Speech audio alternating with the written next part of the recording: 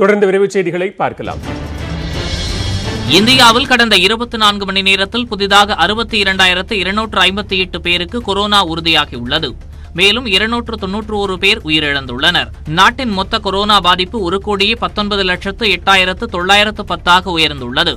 இதுவரை பெருந்தொற்றால் உயிரிழந்தோரின் எண்ணிக்கை 1,61,240 உயர்ந்துள்ளது. கடந்த 24 மணி நேரத்தில் புதிதாக 30,386 பேரும் இதுவரை 1,12,95,023 பேரும் பெருந்தொற்றிலிருந்து மீண்டுள்ளனர்.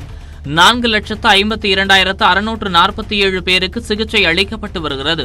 நாடு முழுவதும் இதுவரை 5,81,09,773 பேருக்கு கொரோனா தடுப்பூசி செலுத்தப்பட்டுள்ளதாக மத்திய சுகாதாரத்துறை அமைச்சகம் தெரிவித்துள்ளது. நெல்லை மாவட்டத்தில் காலை முதல் இடியுடன் பரவலாக மழை பெய்து வருகிறது. மேற்கு தொடர்ச்சி மலைப்பகுதியில் நிலவும் காற்றின் சுழற்சி காரணமாக தென் மாவட்டங்களில் மழை பெய்ய வாய்ப்புள்ளதாக சென்னை வானிலை ஆய்வு மையம் தெரிவித்துள்ளது.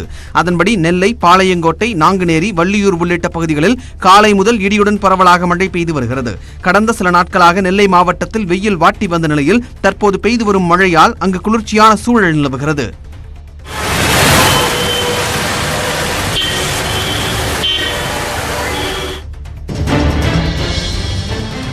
GSAT-1 செயற்கைக்கோளை விண்ணில் செலுத்தும் திட்டத்தை இஸ்ரோ மீண்டும் ஒத்திவைத்துள்ளதாக தகவல் வெளியாகியுள்ளது. இந்திய துணைக்கண்டத்தை துல்லியமாக கண்காணிப்பதற்கான இந்த செயற்கைக்கோள் நாளை விண்ணில் ஏவப்பட இருந்தது.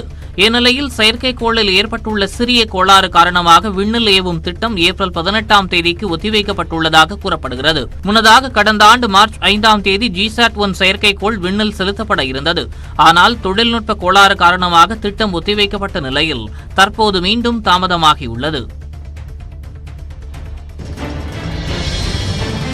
மதுரை சித்திரை திருவிழாவில் இந்த ஆண்டும் பக்தர்கள் அனுமதிக்கப்படுவார்களா என்று சந்தேகம் எழுந்துள்ளது. மதுரை அழகர் கோவில் கள்ளழகர் திருக்கல்யாண நிகழ்ச்சி நாளை காலை 11 மணி அளவில் நடைபெறுகிறது. இந்த நிகழ்ச்சிக்கு பக்தர்கள் நேரில் வர வேண்டாம் எனவும் இணையதளம் மூலம் வீட்டிலிருந்தே காணலாம் என்றும் கோவில் நிர்வாகம் அறிவுறுத்தியுள்ளது. இதனால் ஏப்ரல் 15ஆம் தேதி முதல் 27ஆம் தேதி வரை நடைபெறும் சித்திரை திருவிழாவிலும் பக்தர்கள் கலந்து கொள்ள தடை விதிக்கப்படுமா என்ற சந்தேகம் எழுந்துள்ளது. கொரோனா பாதிப்பு காரணமாக வரலாற்றில் முதன்முறையாக கடந்த ஆண்டு மதுரை சித்திரை திருவிழா பக்தர்களின்றி நடைபெற்றது குறிப்பிடத்தக்கது.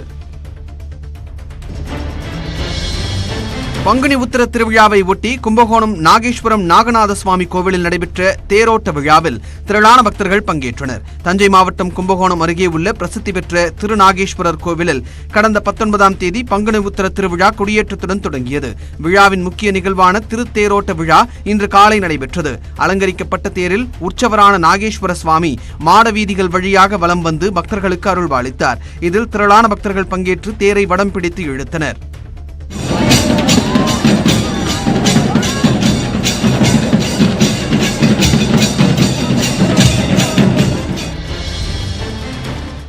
காலாவதியான வாகன ஓட்டுநர் உரிமம், போக்குவரத்து பதிவு உள்ளிட்ட ஆவணங்கள் ஜூன் 30ஆம் தேதி வரை செல்லுபடியாகும் என மத்திய அரசு அறிவித்துள்ளது. கொரோனா பரவல் காரணமாக ஓட்டுநர் உரிமம், வாகன பதிவு சான்றிதழ், பர்மிட் போன்ற மோட்டார் வாகன ஆவணங்களை புதுப்பிப்பதில் சிக்கல் நீடித்து வருகிறது. இதன் காரணமாக காலாவதியான ஆவணங்களின் பயன்பாட்டை கடந்த ஆண்டு பிப்ரவரி மாதம் முதல் மத்திய அரசு பல கட்டங்களாக நீட்டித்து வருகிறது.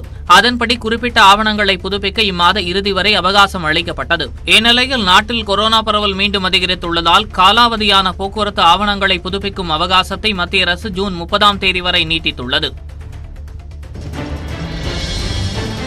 மியான்மரில் தேசிய ராணுவ தினத்தை ஒட்டி நடைபெற்ற பாதுகாப்பு படை வீரர்களின் அணிவகுப்பு மரியாதையை தலைமை கமாண்டர் மிங் ஆங் லைங் ஏற்றுக்கொண்டார். மியான்மரில் கடந்த நவம்பர் மாதம் நடைபெற்ற பொதுத் தேர்தலில் முறைகேடுகள் நடந்ததாக கூறி பிப்ரவரி மாதம் ஆட்சியை ராணுவம் கைப்பற்றியது. ஆட்சி கவிழ்ப்பிற்கு எதிராக போராட்டத்தில் ஈடுபட்டவர்கள் மீது ராணுவம் நடத்திய துப்பாக்கிச் சூட்டில் பலியானோர் எண்ணிக்கை 320ஆக உயர்ந்துள்ளது. இதற்கு மத்தியில் தேசிய ராணுவ தினத்தை ஒட்டி தலைநகர் நபிடாவில் ராணுவ வீரர்களின் கண்கவர் அணிவகுப்பு நடைபெற்றது.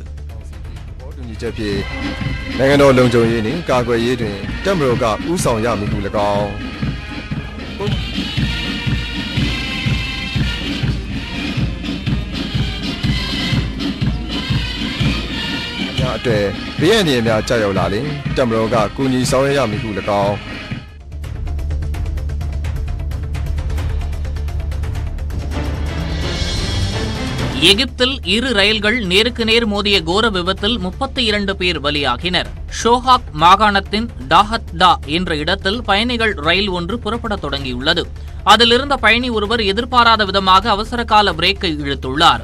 இதனால் நின்ற ரயிலின் மீது அதே வழித்தடத்தில் பின்புறமாக அதிவேகத்தில் வந்த சரக்கு ரயில் மோதியது. இதில் இரு ரயில்களின் பெட்டிகளும் நொறுங்கி தண்டவாளத்தில் இருந்து தடம் புரண்டன. விபத்தில் 32 பேர் சம்பவ இடத்திலேயே உயிரிழக்க 165 பேர் காயங்களுடன் மருத்துவமனையில் அனுமதிக்கப்பட்டுள்ளனர்.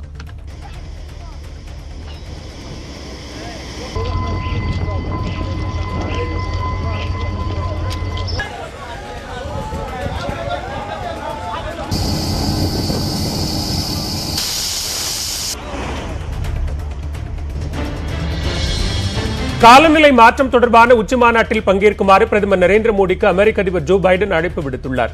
நவம்பர் மாதம் கிளாஸ்கோவில் ஐநாவின் காலநிலை மாற்றத்திற்கான மாநாடு நடைபெற உள்ளது. இதில் விவாதிக்கப்படும் அம்சங்கள் குறித்து பேசுவதற்காக அமெரிக்க வெள்ளை மாளிகை சார்பில் உலக நாடுகளின் தலைவர்களுடன் ஏப்ரல் 23 மற்றும் 24 ஆகிய தேதிகளில் காணொலி காட்சி மூலமாக கலந்துரையாடலுக்கு ஏற்பாடு செய்யப்பட்டுள்ளது. இதில் பங்கேற்க பிரதமர் நரேந்திர மோடி, ரஷ்ய அதிபர் புதின், சீன அதிபர் ஜி ஜின்பிங் உள்ளிட்ட 40 நாடுகளின் தலைவர்களுக்கு அழைப்பு விடுக்கப்பட்டுள்ளது. விஜயா வங்கி, கார்ப்பரேஷன் வங்கி உள்ளிட்ட 7 பொதுத்துறை வங்கிகளின் பாஸ்புக் மற்றும் காசோலைகள் ஏப்ரல் 1ஆம் தேதி முதல் செல்லாது என்று மத்திய அரசு தெரிவித்துள்ளது. அதன்படி தேனா வங்கி, விஜயா வங்கி, கார்ப்பரேஷன் வங்கி, ஆந்திரா வங்கி, Oriental Bank of Commerce, United Bank of India மற்றும் அலகாபாத் வங்கி ஆகியவற்றின் பாஸ்புக் மற்றும் காசோலைகள் செல்லாது என்று தெரிவிக்கப்பட்டுள்ளது. குறிப்பிட்ட வங்கிகள் வேறு சில வங்கிகளுடன் இணைக்கப்படுவதால் அதற்கான புதிய பாஸ்புக் மற்றும் காசோலைகளை வாடிக்கையாளர்கள் பெற்றுக்கொள்ள வேண்டும் என்று வலியுறுத்தப்பட்டுள்ளது. மேலும்